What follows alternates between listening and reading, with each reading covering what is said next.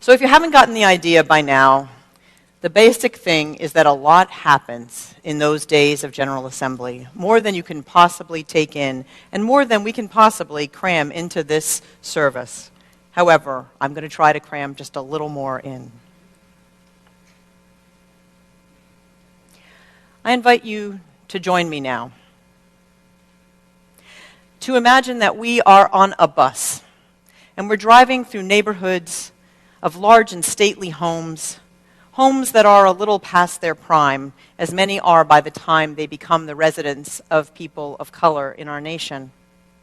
And we drive by a man who is casting a line into a lovely pond in a park. Our tour guide from the environmental group Kentucky Power and Light tells us that the fish that he is catching have unexplained traces of dioxins in them. And yet people continue to fish there. Because, as it happens, dioxins and other dangerous chemicals are very common in this place, where when the winds blow, houses are covered with coal ash from the 17-mile square pit of ash that is just outside of town. The day heats up as we finish our tour together, so you can imagine that it's hot. We can imagine what it's like for it to be hot. You can imagine that it's as hot as it is here, and maybe even a little hotter, as we take a stroll across a Superfund site, which occupies miles and miles of riverfront land, now unusable for generations to come. And the question is posed by our guide: how will we keep our covenant with the earth? And now I invite you to join me. We're in a convention center, looking pretty much like convention centers always look, cheering on the banner parade, but straining especially to see our banner, the MDUUC banner, the temporary banner, constructed only minutes before from duct tape and a plastic tablecloth, because though it is gorgeous, it is true that two of our youth who manufactured it also carry it with pride, because our regular banner was left at home, sitting majestically here in our heritage room. Now, you can see it on the order of service. You cannot see it in all its glorious color, which you can see on our Facebook page, and I hope soon on our website as well. But it was really amazing. When I said to our youth said, we want to march in the parade, and I said, our banner is at home, and they said, that's not a problem. And as the banners come forth, ours and others, they seem to ask, how do we keep our covenant with our faith? And now I invite you to stand with me. We're standing in a park overlooking the Ohio River again. We're listening to the poet extraordinaire, Wendell Berry, who in his direct and very caustic way asks whether we have the commitment to make the drastic changes we need to make to repair the damage that we have done to our earth. He has a poem called Questionnaire. I'm only going to share one stanza, but in it he asks, state briefly the ideas, ideals, or hopes, the energy sources, the kinds of security for which you would kill a child. Name, please, the children whom you would be willing to kill. In his own style, he slaps on us the question of how we will keep our covenant with the next generation and the generation after that, whether we will leave them a world they can use or not.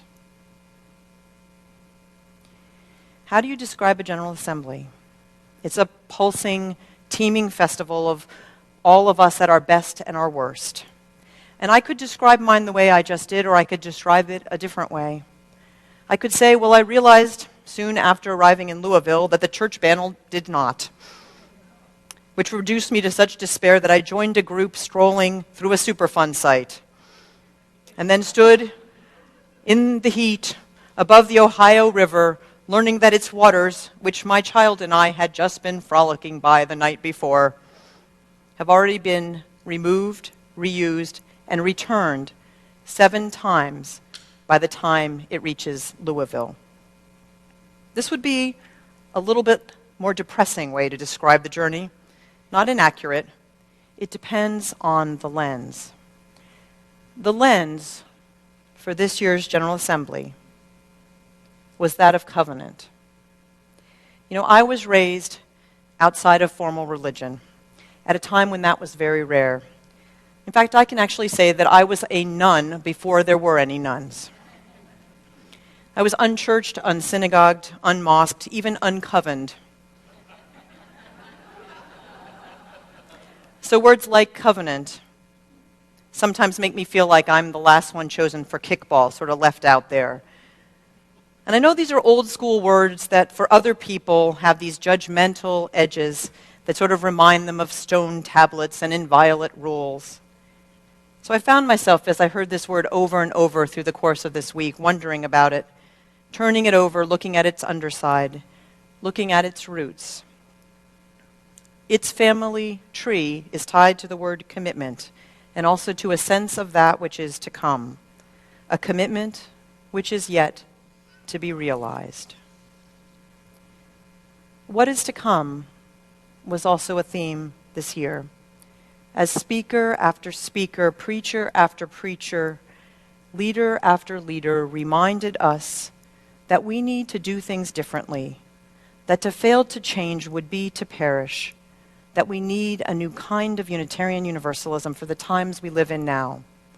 Times when people have shorter attention spans and deeper longings for spiritual connections. Less tolerance for church politics and more desire for real community. Times when the issues we face seem more urgent and putting our faith into action seems even more important. As the days rolled on, I get the idea that this is not your grandfather's covenant, because while it is about legacy, the kind of legacy that Mary talked about in the Sharps Wars, it is also about change. What we heard over and over is that the future is now. The world in which we are living is asking things of people, and in return they are asking new things of their faith communities. In a workshop about actually something very mundane in a way, how to better treat those who work for us as employees, as staff in our congregations, my colleague Alicia Ford said that a covenant is different than a promise, because a promise is only one-sided, and it assumes that we have the perfect ability to fulfill that promise. A covenant, she said, is something larger, and it understands that we are fallible, that we will, in fact, break our vows 1,000 times before we approach the sacred agreements that we wish to have. By the end of that General Assembly, I understood more clearly than I ever have before that a covenant is that commitment that you are not quite sure you can make, but you make it anyway because you are part of seeing it realized. It's what we have already lived together, and it is what we are still living into, what we are still creating together. You know, we live into a covenant on the street corners where we stand with those signs against Prop 8, and it's the commitment that allows us to keep occupying those street corners after the heartbreak of Prop 8 implemented. And it's the promise of continuing to stand on the side of love until equality in marriage is true across our nation. It's the dry heat of Phoenix where we stood, and it's the imperfect federal and state legislation we have before us. In fact, our California bill is coming up for a critical vote this Tuesday. You can learn about it on our social justice table. But it's the covenant that allows us to dial in our commitment to our legislators week after week. And with our environment, even if we've been like those children throwing rocks into the water without knowing that we're hurting the frogs, now we can stop. Now we can listen to those voices yet unheard. Tell them we need energy for change was one of the slogans of the assembly. Which brings me to this dress that I'm wearing. Several of you have commented on it because it's new and I haven't been buying a lot of clothes this year. I was actually saving up my money because last year when I was part of Justice GA, I learned that part of how we fund these General Assemblies is through the vendors that we have at General Assembly. So I saved my money all year and I decided I would go into the exhibit hall and I would buy a dress. And I even knew where I wanted to do it because I had bought my daughter a dress there 2 years before. So every day the exhibit hall would open, I would go to the door of the exhibit hall and I would never make it in because I would be stopped by person after person that I knew that wanted to talk to me about where our association was, where we were going, what was going to happen. And so I would make it like 1 booth in, or 2 booths in, or 3 booths in, and finally it was the end of General Assembly. The exhibit hall was closing in 1 hour. The vendors were all packing up their wares. And I finally made it to the booth, and as I started to look at the rack, someone tapped me on the shoulder and said, "I have been looking for you all General Assembly. I really need to say and find out if you think where we're going is a good place." So we talked, and I looked through the racks, and the vendor rolled her eyes at me, and eventually I bought the dress without ever trying it on. But you know, I figure I'm always going to think of this as my "where are we going" dress. And it's going to be about change. And even though we don't know what change is coming, at least I'll have something to wear.